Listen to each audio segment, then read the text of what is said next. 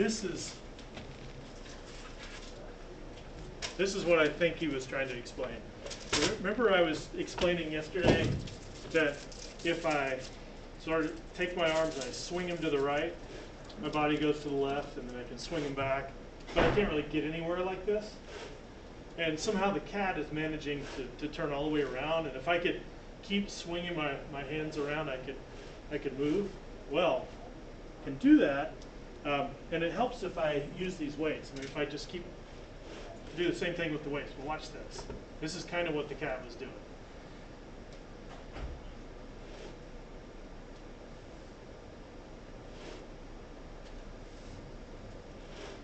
Feel like a cheerleader.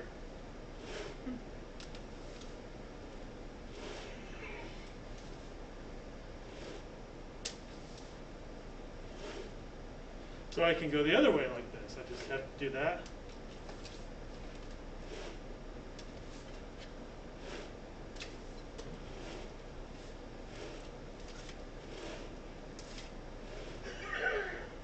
That looks ridiculous. So, but it's preventing me from just going back and forth. So how is it that I can manage to keep turning around?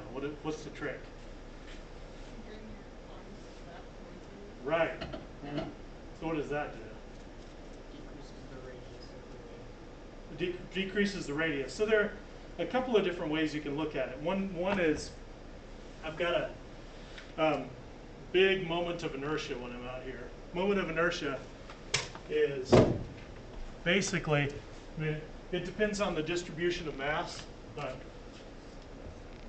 it's always somehow proportional to mr squared. So if I'm standing with my arms way out, and I've got a lot of mass out here with a big radius, then each of these has a large moment of inertia. And if I pull them in, and I've got the mass tucked in close to my body, then I've got a small moment of inertia. And when something has, let's see,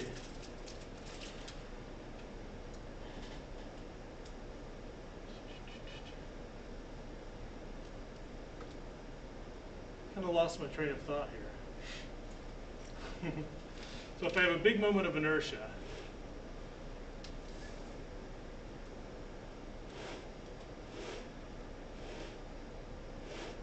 it's kind of it's like a fight. If you imagine that separate my arms and my body. My body's got one moment of inertia, these have another. And when I throw these to my left, like that, they're going to have a significant effect. Like if I twist these weights to the left, they're going to have a significant effect on my body, making it go to the right.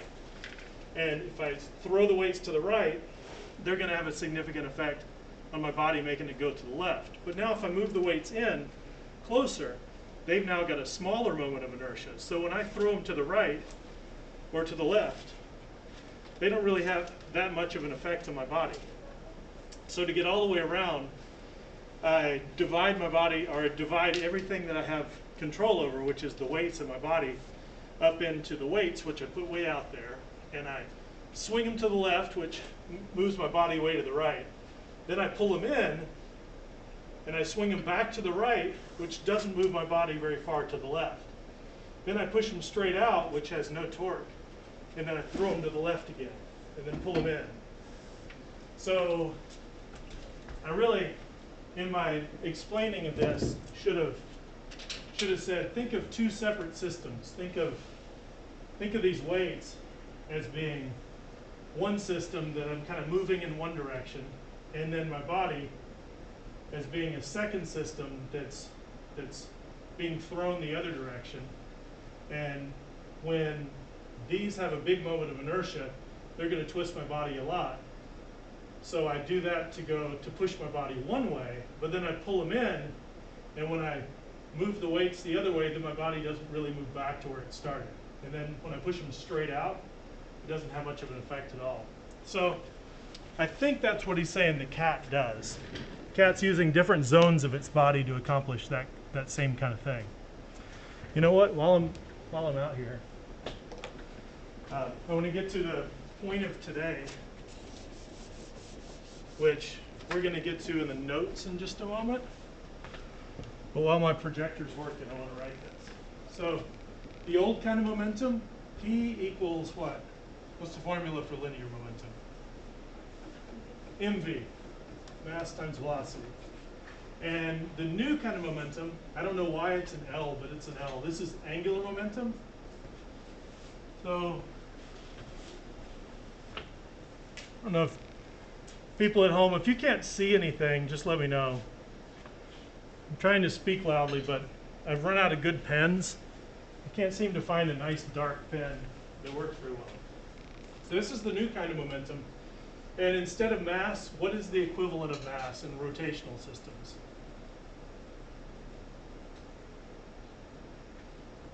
Well, let me write some things. Here's the old acceleration, A, the old velocity, V, the old displacement, delta X.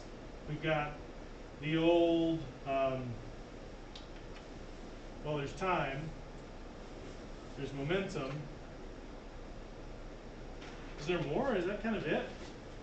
So then we've got a new version of all this. We've got acceleration, which is alpha. We've got displacement, which is now theta. We've got momentum, which is now that. Oh, and then we have mass. So yeah, velocity is omega. So this is going to be omega. Remember what m is? I. Well, it's I. And I is, it's proportional usually to mr squared. It's either going to be mr squared or 1/2 mr squared or 2/3 mr squared, something like that. So this is the new momentum. And just like the old momentum, you could have the same momentum with a little mass and a big velocity, or big mass and little velocity. With this momentum, I can have a big moment of inertia and a small amount of speed, or I could suddenly change my moment of inertia and then I'll get a lot of speed. And if you've ever done the figure skater thing where you spin around and then tuck in, that's what's going on. Will you spin me? Well, let's see. You can stay off of the screen. Let's see how far do I have to go over. You can just give me a push every time I come back there. There we go. I'm going to just push like the weight? Yeah, just push the weight, and then when the next one comes along, give that a push. All right, that's good enough. There we go. So I pull, I've got a big moment of inertia. I'm going to shrink my moment of inertia. And then big moment of inertia again. Small moment of inertia. And I'm slowing down over time because there's friction here. Thanks, that worked actually pretty well. So that's just, I went from this, where I was moving slowly, to tucked in with a smaller radius, or a lot of my mass. Not all of my mass, the mass in my body, the radius of my mass here from the center, that didn't change, but those big weights did, and that was enough to speed me up. Another thing about this is the direction. So if I'm going to get this bike tire going, I'm going to spin it, and I'm going to hold it so it's rotating this way, counterclockwise from above. And while I'm doing that, I'm going to stand on this Lazy Susan, and then I'm going to flip it over so it goes from clockwise to counterclockwise. What's going to happen? So here we go. We'll see. This is to give this extra momentum. I filled this bike tire with water.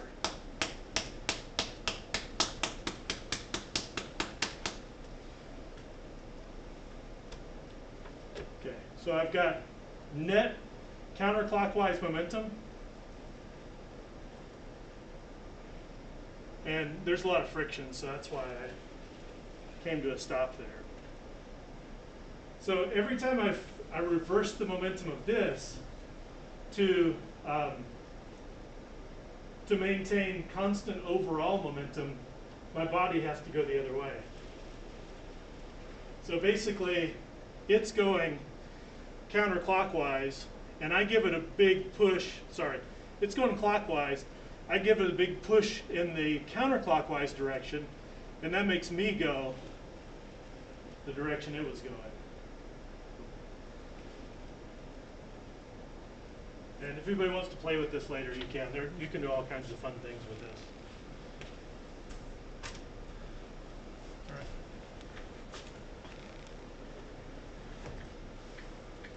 So, I think yesterday in here, I went over with the other class what was going on over the next few days. And I didn't do that with all of you until maybe after the meet was over. So let me just give everybody the big picture. This is not next Monday, but the Monday after next. So this would be the Monday right before spring break. We're going to have a test, and then on the Tuesday after that, there's testing, and then Wednesday is just weird. Thursday, there's testing for juniors and for freshmen, and then Friday, we're going to have a retake. So I know I told the people who are in here all of this before, but I don't think I told the people who were at home. So going back to next Monday we have a retake. So that's next class. Retake over the momentum and impulse stuff. If you're in the gold group and you don't want to retake it, you don't have to show up. There will be a meet because it'll be for the test. I guess I should change that. But anybody wanting to take the test, make sure you're at the meet.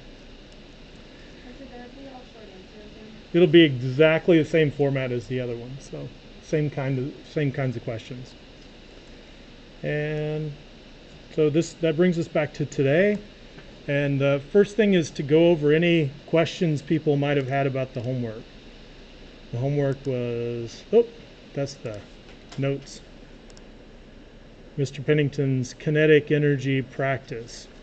Anybody have any questions about any of these?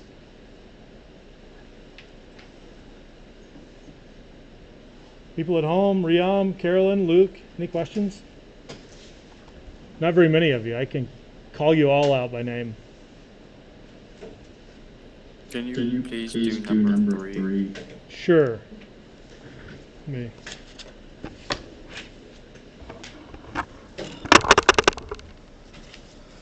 And I might go back and forth. So here's what Mr. Pennington has. Let me set it up though. All right. So one thing in the other class, people were just having trouble understanding how to even get started with this, and after that it's not so bad. So 3 is the rotational kinetic energy of the Earth, and the Earth rotates on its axis like this. So for moment of inertia, we would use the moment of inertia for a sphere rotating around its center. So it'd be this one, which is 2/5 mr squared. So the general formula for this, kinetic energy rotational equals 1/2 I omega squared. And that moment of inertia is going to be, it's going to be 1/2 times, instead of I, it's 2/5 mr squared times omega squared. And we're not given this. We need this in radians per second, so that has to be, got to figure that out somehow. The radius we're given, that's no problem. Oh, that's a trick too. The radius is in kilometers. So this, I need to remember that the radius that I plug in is, I'll just call it 6.371. This is 6.371 times 10 to the third, but a kilometer is 1,000 meters, so it's going to be 6.371 times 10 to the 6th meters. That's the radius, so that's what I'll plug in. The mass is given. So this is really the trickiest thing, and I want that in radians per second. So what I do know about the Earth is that it rotates once every 24 hours. So I can say it's 1 revolution per 24 hours. But I want that in radians per second. So I need to, instead of revolutions, I need radians, and instead of hours, I need seconds. So each revolution, as I go around once, that's 2 pi radians. So I want to multiply this by 1 over 1 revolution, and 2 pi radians would go on the top. So 1 revolution is equivalent to 2 pi radians, and that'll give me that'll make the revolutions cancel out. And then as far as hours go, 1 hour is 3,600 seconds. So all that multiplied together, 2 times pi divided by 24 divided by 3,600, square it all, then multiply that by this big number squared times 2/5, and then multiply it all by 1/2, and we should have the answer. I'm going to just jump to what Mr. Pennington did and show you how this relates. So he wrote the formula here, I omega squared. He plugged in the 2/5 mr squared, and he multiplied 1/2 times 2/5, which was a clever thing to do. So he's just got 1/5 mr squared omega squared, and he's plugged in the mass, and then he just called it 6,371 times 10 to the third. Wouldn't chemistry teachers hate that? I've heard that's totally illegal in chemistry. Yeah, they would really want you to call this 6.371 times 10 to the 6th. Fine in physics. And then this is all the stuff that I was talking about. 2 times pi times 2 pi radians over 24 hours times 3,600. So Luke, is that satisfactory? Yeah. Okay. Just I did that and I got 1.35 times 10 to the 15. I think I made it. Did anybody else get that? 1.35 times 10 to the 15th? So you tried exactly what he's doing here? Yeah, I think I put something onto the calculator. Yeah, it's a big mess, so you have to be really careful there. I don't know, I could punch it in, but I don't know that would be totally satisfying either. This is the kind of thing where I might do all this separately and just write it down, and then do all that separately and write it down, and then multiply it together. I can, do you want me to put that in, punch that into my calculator? Or should we call it good? Yes, please. Okay. So, I'm gonna, and I'll just, oh no, do this. Breaking news, by the way. All right, so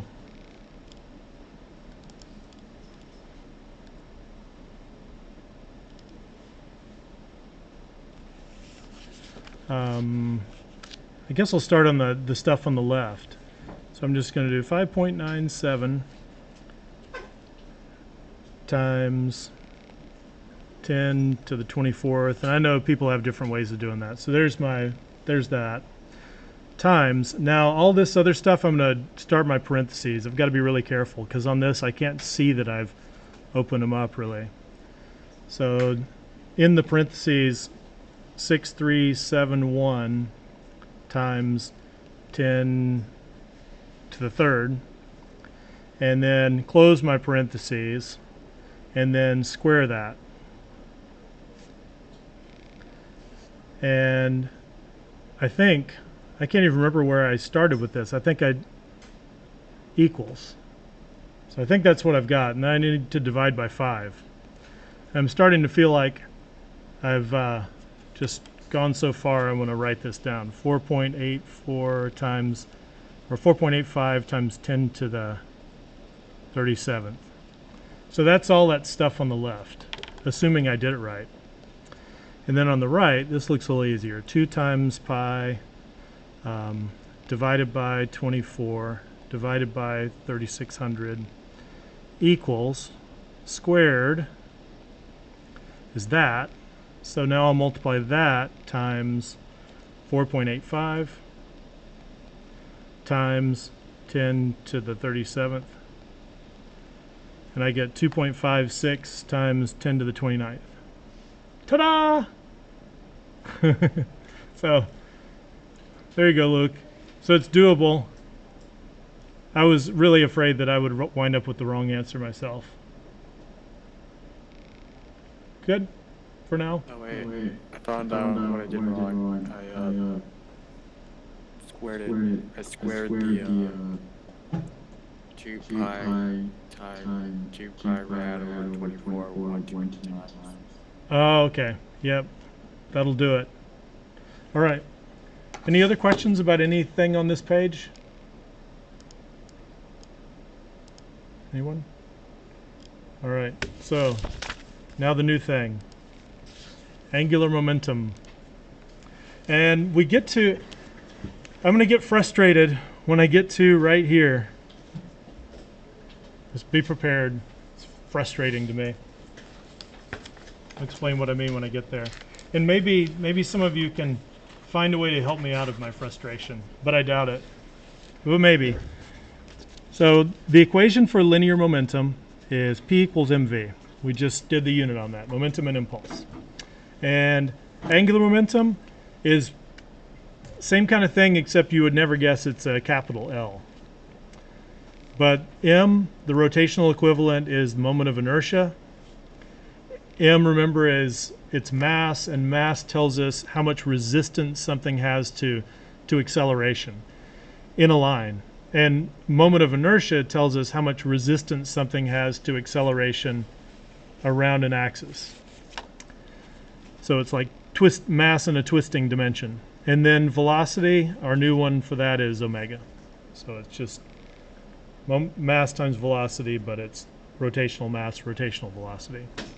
The law of conservation of angular momentum in words, we've had enough conservation laws by now. You probably know how this goes. This means that L0 equals, guess what? L final. So, and I could write net momentum is going to be constant, basically. Oh, wait, that's not in words. Net angular momentum remains constant. And I do want to add on the condition for that. So the condition for the law of conservation of linear momentum is that there's no net force. The condition for conservation of angular momentum is not that there's no net force, it's that there's no net what? What do we have now instead of force in the rotational world? Inertia is like, this is like mass. What's the analog to force? Remains constant unless there is a net torque. And just an example of that, if you think of the Earth, you don't have to draw it. I'm just drawing it because I draw things. The Earth is spinning around like this, and the Earth's momentum is going to remain the same unless there's a net torque. That means if you wanted to push the Earth this way, parallel to its axis, give it a shove and shove it down out of its orbit, that wouldn't have any effect on its momentum. That would not affect the net momentum, because you wouldn't get any torque that way. That would be like pushing a wrench handle parallel to the handle of the wrench. You only get torque if you give it a little push this way or you give it a little push that way. Then you'd change the momentum. So this is one way to write the equation for angular momentum. The other is to write to break it up. So momentum is I omega. So initial moment of inertia times initial angular speed equals final moment of inertia times final angular speed. Oh, sorry. Can't write and talk today. And this is a little bit different than P equals mv, because P equals mv, when I wrote, or Mr. Chase wrote, Ft equals delta P, he would write m delta V, because mass didn't really change much. Mass is something that usually stays about the same, but moment of inertia can change. When somebody is doing flips in the air, when divers are jumping off a platform and trying to spin or slow down, or people are skiing or cats are twisting, moment of inertia changes a lot. And so that's what this is about. Ooh, I'd like to show you the world's fastest figure skater. I'm going to tempt fate and see if I can actually show this video. It's probably going to be laggy at best, but things seem to be working pretty well. Fastest. It's still this Russian woman, as far as I know. And it probably won't be very impressive if it's laggy like I think it will be.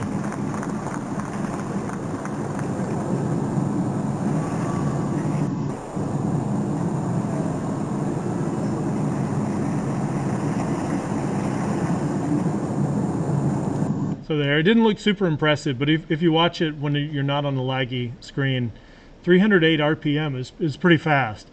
And to do that, you can tell she starts out with her feet way out and her arms way out. So if moment of inertia is proportional to mr squared, she's not changing her mass, but she's getting the radius way out there, big radius, and then she tucks everything in tight. It would be a little bit better if she had muscles in her ponytail, because then she could pull it in. It looks like it's swinging out a little farther than. She'd go faster if she could tuck in the ponytail too. All right, so suppose an ice skater is spinning at 0.8 revolutions per second with her arms extended. She has this moment of inertia. And with her arms extended, and then the moment of inertia equal to 0.363 with her arms close to her body. So spread out, it's this. When they're pulled in, it's that. These moments of inertia are based on reasonable assumptions about a 60 kilogram skater. What is her initial angular velocity in radians per second? We need that so that we can plug it in here to get her angular velocity, or sorry, angular momentum. And then we're going to do some other calculations. So I want to get omega in radians per second, but all I know about omega right now is it's in revolutions. And I want that to be in rotations, not rotations, in radians per second. So what do I multiply by?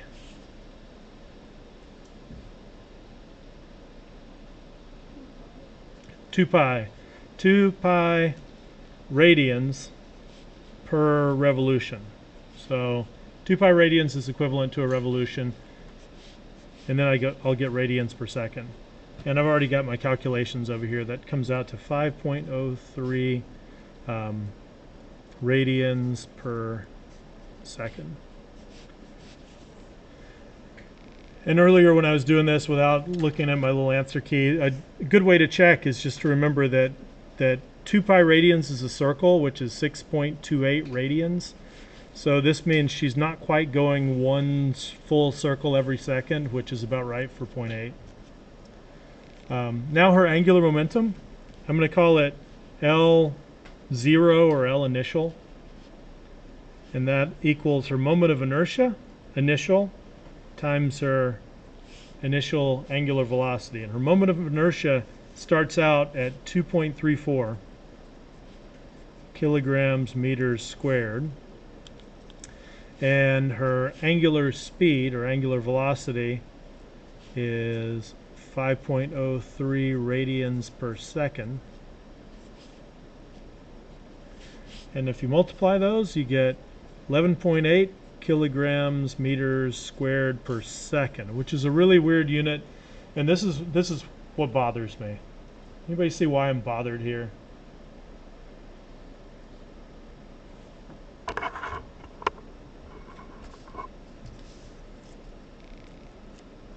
See anything mildly mathematically annoying?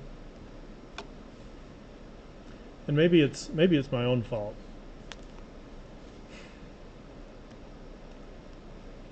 So the thing that bothers me is what happened to the radians. I can, just about everywhere else in this unit, I can kind of rationalize how I can think about what's happening with radians. Like when I was saying that if you do V equals omega r, V is meters per second, and omega is radians per second. And you could think of r as kind of a proportion of the number of meters per radian. So the radians cancel out and you get meters per second. But try as I might, I can't really come up with any good explanation for why kilograms meters squared multiplied by radians per second just becomes kilograms meters squared per second, and radians goes away. If you look it up, you'll get some descriptions about how radians are unitless and blah blah blah, but they feel kind of necessary in a lot of these, and then suddenly they disappear and we just say, shh, don't say anything. So there you go. I don't know. If you can solve that little problem for me, I would be most obliged. If you can make me feel better about that. But for now, I'm going to move on. So that's our initial angular momentum. Don't even try to visualize what that means. It's just, those are the units for angular momentum. So her final angular momentum, going to use the law of conservation of angular momentum, because there is no net torque. There's nobody else giving her a push or slowing her down. We're forgetting about friction here. So I'm not going to rewrite it. I'm just going to draw an arrow down here indicating this is what I'm using. Yeah, Thomas. Would it be because radians aren't a unit of speed? Well, they're a measure of angles. But you're not measuring the angle, you're measuring the momentum, and so they're not heated.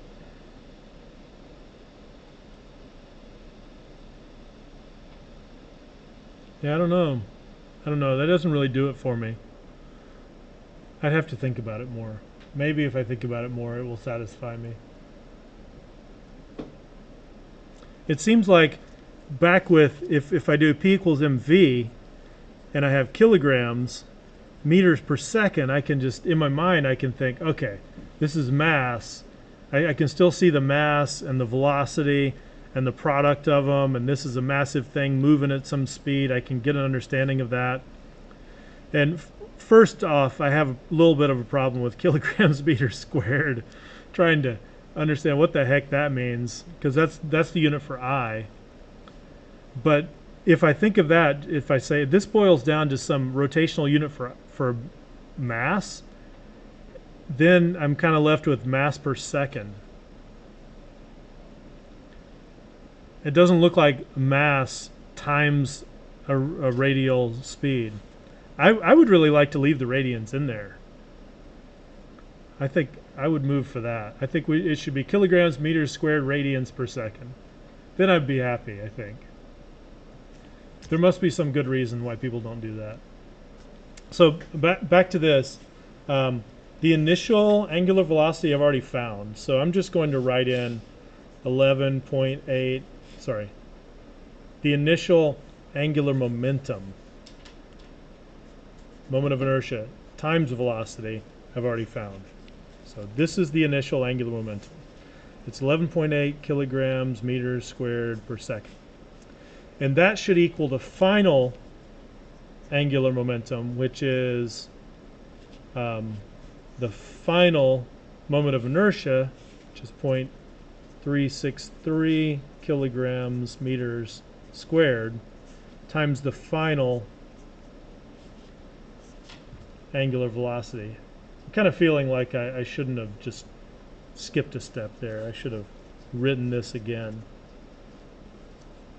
Can't really go back very easily now. So here's the momentum before. The new momentum is all this. They've got to be equal. And I can find the new angular velocity by dividing that momentum by this moment of inertia. And final omega comes out to 32.4 radians per second. So quite a bit faster. Was 5 radians per second, now it's almost 6 times that fast.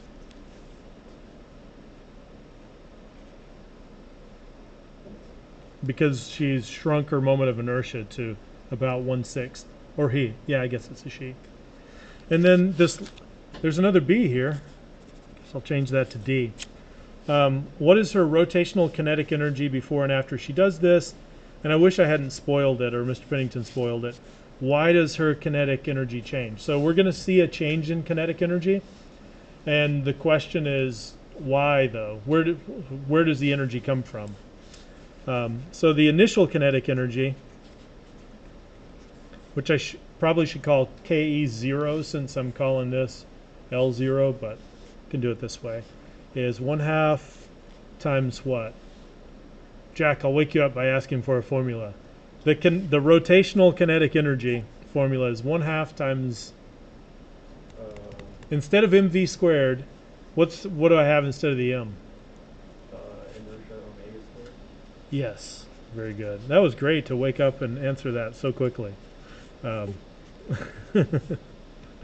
So 1/2, and her initial moment of inertia was 2.34 kilograms meters squared, and her initial angular speed was 5.03 radians per second. And that should all be squared. And I already did the calculation once today. This comes out to 29.6 joules. So that's how much kinetic energy she had in the beginning. In the end, she had 1/2 times her new moment of inertia, which is smaller.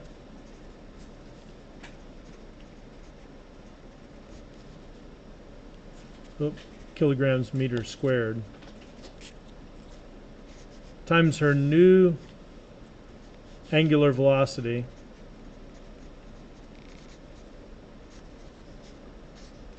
And so her angular speed is going up, but her moment of inertia is going down. Overall, is that going to make her kinetic energy go up or down? What's that? No. So the moment of inertia is 1/6 of what it was before, and the velocity is 6 times what it was before. Which one counts more? The velocity, because it's squared. It gets squared here. So when you square this bigger number, it more than makes up for that one. So this is 191 joules.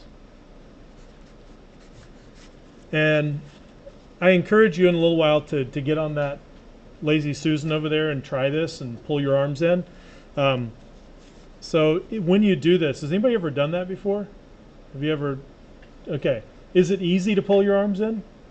No, you actually have to work to do it. So the answer is her kinetic energy changes because she does work adding energy.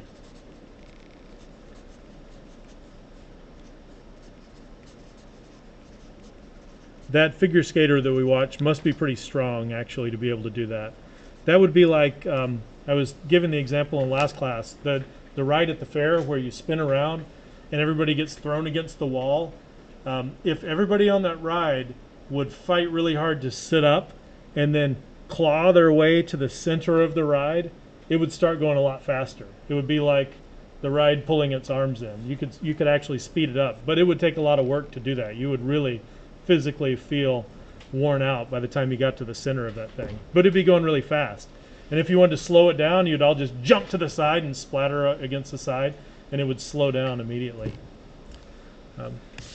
So at one point in time, I was thinking it would be a good idea to go through this example here, which it's on my website if you wanted to see a link of the solution to number 1. But for now, that was a confusing problem in the past, so I don't want to assign that for homework. Your homework is to do this ice skater problem, which is kind of like what we just did, except it's in reverse, and then it's got a friction thing.